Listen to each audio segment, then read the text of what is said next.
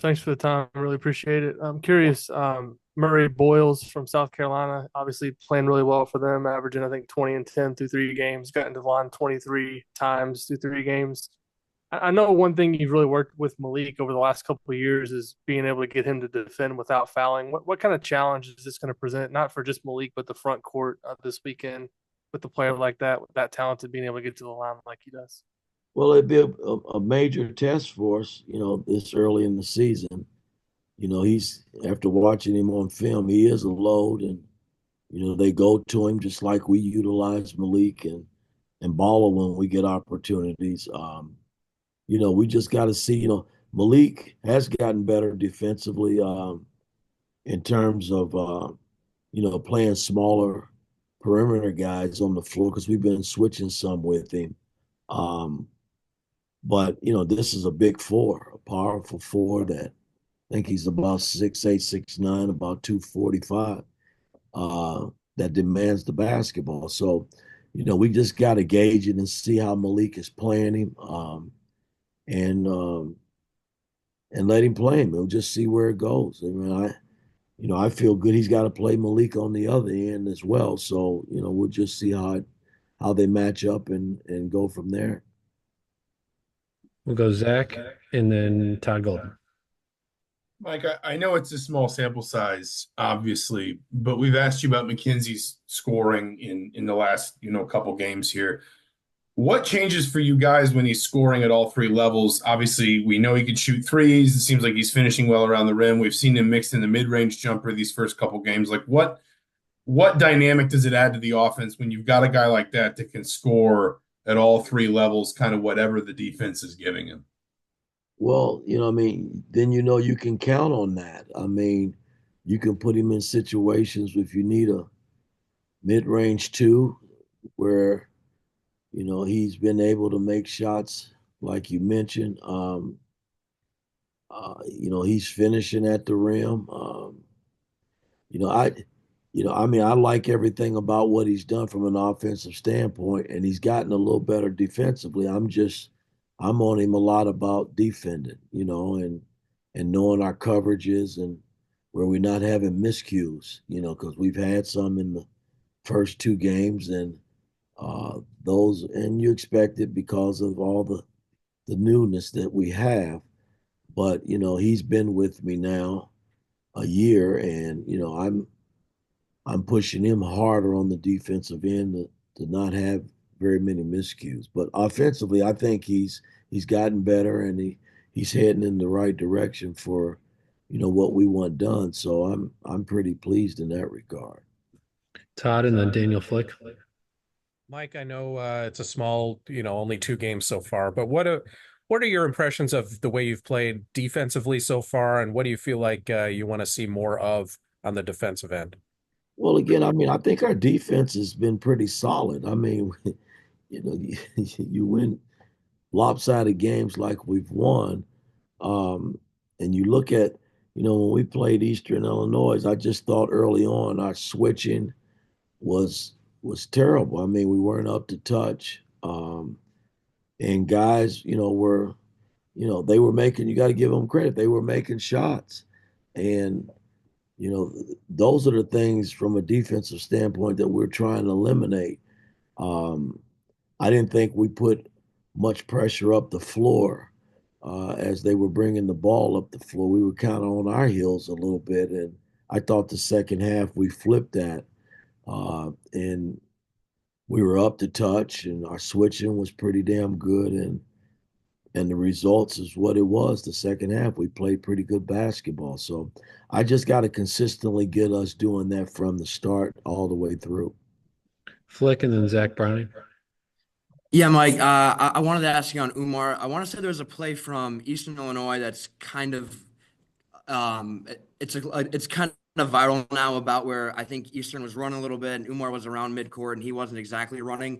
What have you kind of made of his efforts so far, and are plays like that more isolated, do you feel like?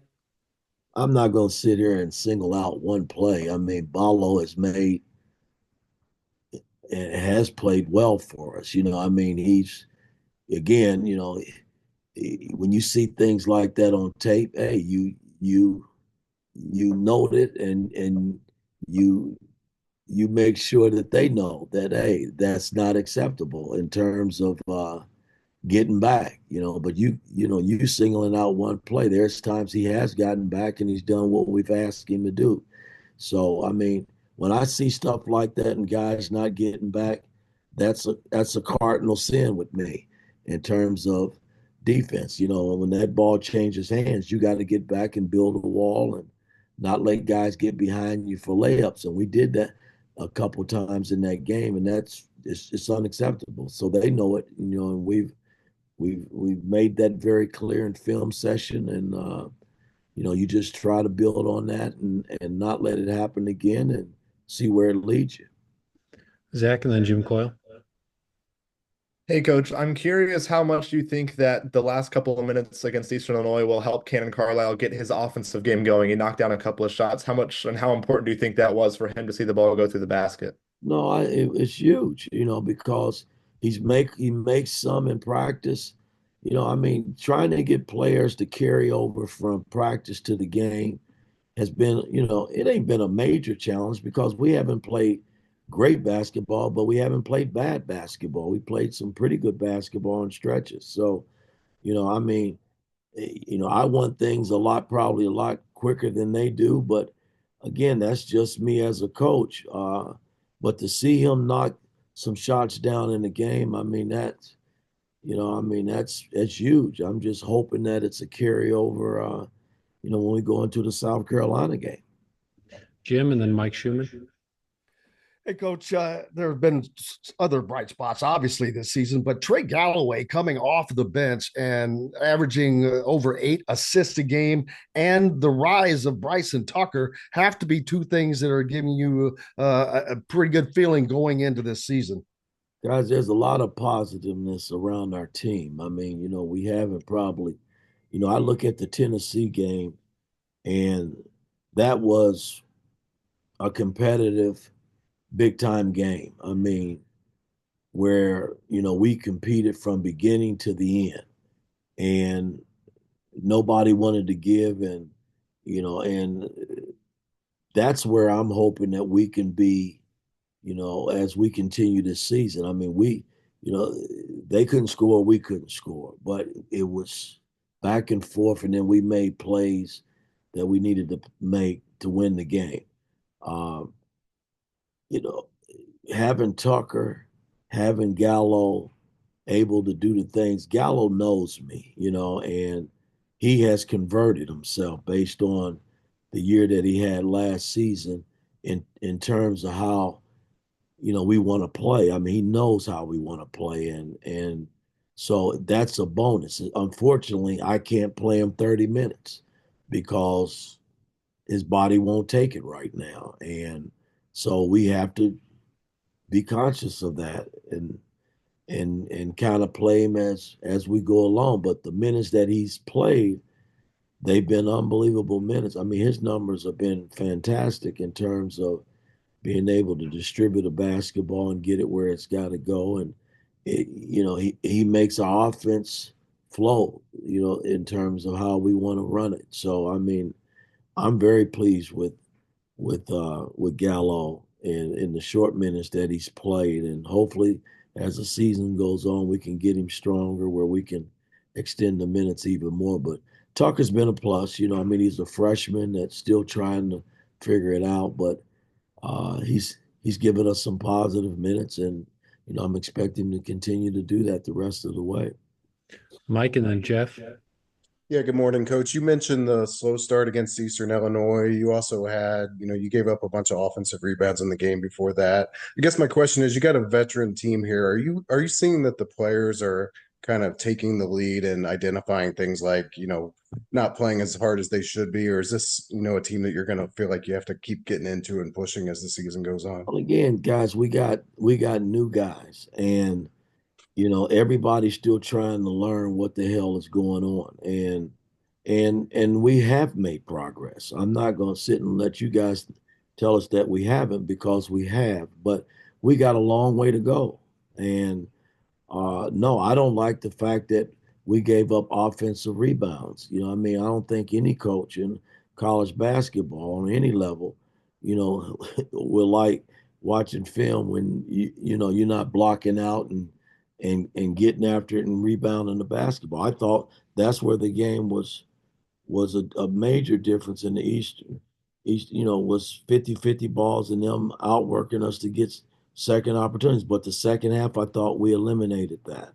And, we just got to get our guys to understand when they step on the floor, which I thought in the Tennessee, which was a big time matchup, that we came out and didn't make shots, but our defense was solid. We rebounded with them and did what we needed to do to win the game. And even though it was a practice game, it was still a competitive game that is something that you can learn from moving forward. But we just got to clean up a lot of the little things and can continue to grow in the areas where we are playing well and see where it leads us.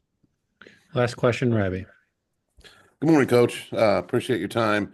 You mentioned the other day it's too early to know what a team's offensive identity is, and that's the normal course. But I was curious, if you could draw up what this team ends up being really good at in January and February, what would be the things you could pick if you could just wave a magic wand with this group and say, here's what we're good at? Don't know yet. I mean, I'm not even going to go there. I just don't know. We're scoring a lot of points. We averaging around 85 points. But again, we're not shooting the three ball great. We shot it great the second half. I think at about a 36% clip. Um, we a true offensive team is, they're gonna make threes when they have them, and you gonna sacrifice the ball when guys are open. You're gonna set screens when it's called upon you to set screens. Those are all the little things that tie into having a good offensive team, and we're not there yet. And our transition offense is raggedy a little bit in terms of just completing the play. You can't turn it over, in transition, especially when you got numbers, and we faced that some. So there's a lot of things that we're trying to clean up based on the talent that we have, because we are more talented, more faster, and Rice and Kent, guys that push the basketball. They got to make good basketball decisions, and I'm not real happy in that area as well. But we're going to keep working until we get it right. All right. Thanks, guys. We'll see you Okay. tomorrow. Thank you.